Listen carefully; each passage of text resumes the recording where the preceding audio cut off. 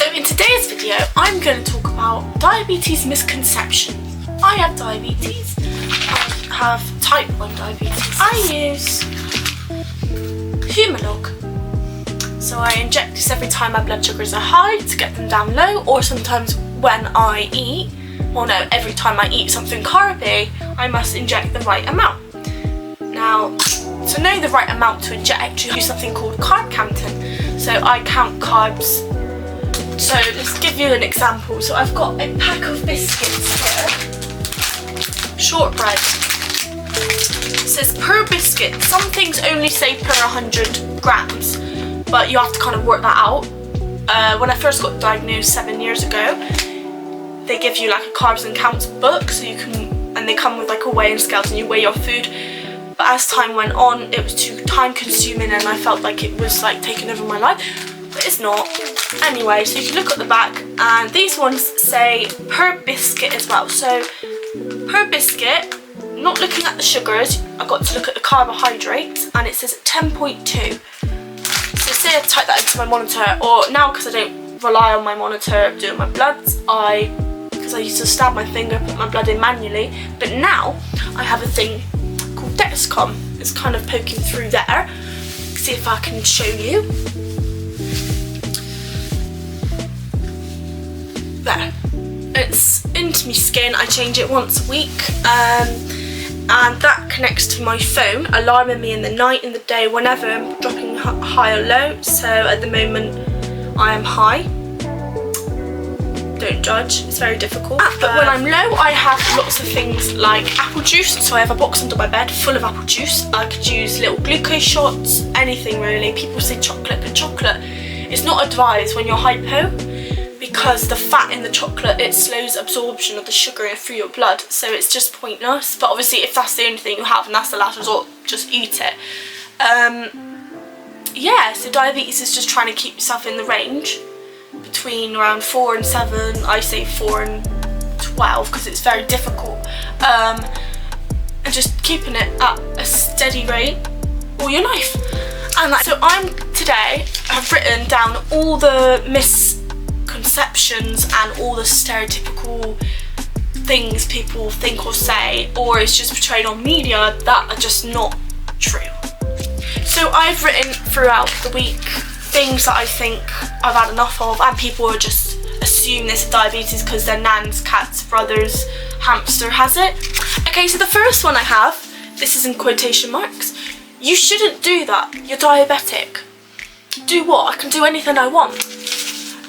You don't look like you have diabetes. Well, I understand online and stuff they portray it as fat. I mean, you can be fat and have type 1, you can be fat, you can have type 2, but then you could be skinny and have type 2. It's all to do with genetics.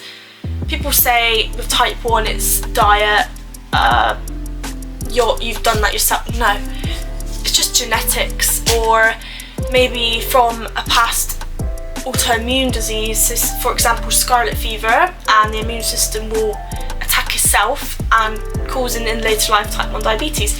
You don't look like you have diabetes. What am I supposed to look like? But you're not fat. Again, you don't have to be, there's not a certain size you have to be. When I was diagnosed, I was skinny because my body was eating away the fat cells because it couldn't get the energy, because I have no insulin to transfer the energy around my body. I couldn't do that, ew. But you could though, couldn't you? Because you're either dead 6 feet under, or dead. I mean, there's no other way. You'll have to do it. You have no choice. You have to start injecting from day one. It does affect your mental health a lot, but you've just got to do things like therapy, because that should be available to everyone. Mental health therapy and stuff should be available to everyone. It should be a priority as well as physical attention. No one has a choice really, you just got to get on with it. So you inject just once a day then? No, like I said before, I inject every time I eat something carby. The only things that don't have carbs in is eggs. It's like protein, so you got like your eggs, meat, cheese, and sugar-free things really, but sometimes you've got to be careful because some sugar-free things have alternative sugars, so like sweeteners, and if you consume too much of that, it can give you the shits, or in some cases it can spike your sugars. I don't really know. I inject around, it depends what I'm doing, or if I'm high, if I'm ill. If I'm ill, I got to inject a little bit more because my body is screaming for it. So yeah, I've got my Humalog, which is for my short acting, so it's my food. And then I've got my Tresiba, which is my long acting, which I do. Some people do in the morning, some people half throughout the day. I just do 15 units before I go to sleep. I inject around, 15 times a day? This is usually when I'm at work or wherever, if I've got a long day or in the morning. You're so clumsy today. Or what's wrong with you? Look, when you wake up and you've had a night full of hypos, or you've had a bad blood sugar, has been out of range, high or low, you feel hanging in the morning. It's like you've been out drinking, but honestly you've just been sat in your bed. Yeah, some people don't understand the extremeness of diabetes and the exhaustion it comes with it. Like, it makes you so tired, fatigue. Like, I understand everyone's tired, but diabetes is a different tiredness. The diabetics at that will know. So another one that really pisses me off, you're used to it now. Oh, you must be used to it. Used to what? What, injecting to eat? I'm not used to that. I'm not used to my highs and lows.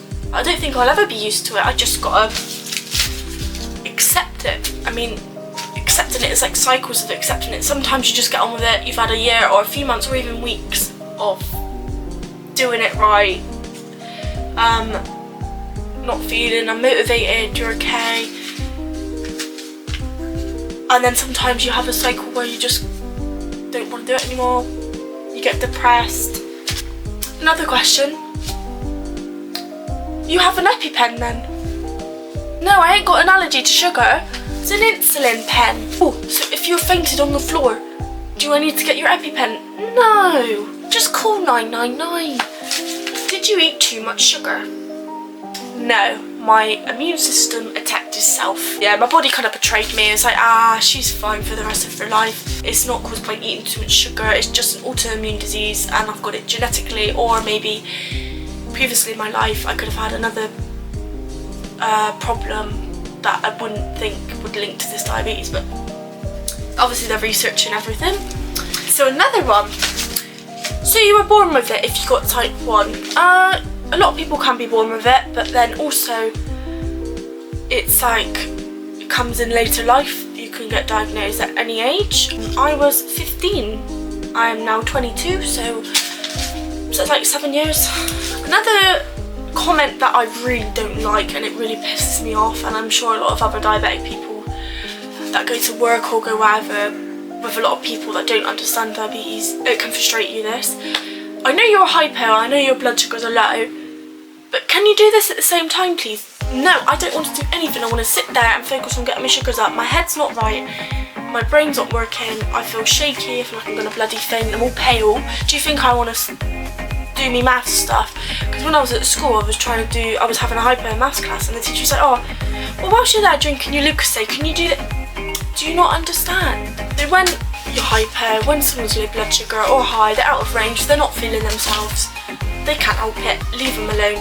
Give them what they need and don't judge and leave them alone. Have some sugar or chocolate.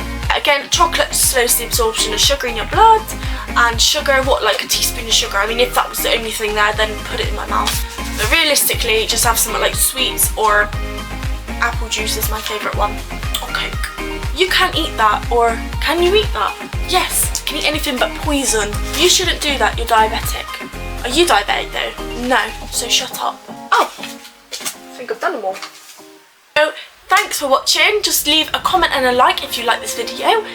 If you've got diabetes, you can have a look on there and see that other diabetics, like type 1 diabetics, are stressed out as much as you are.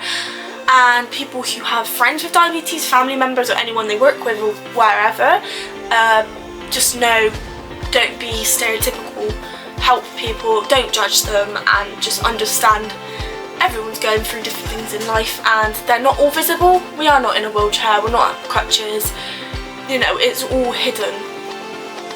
But yeah, just stay safe guys, thanks for watching.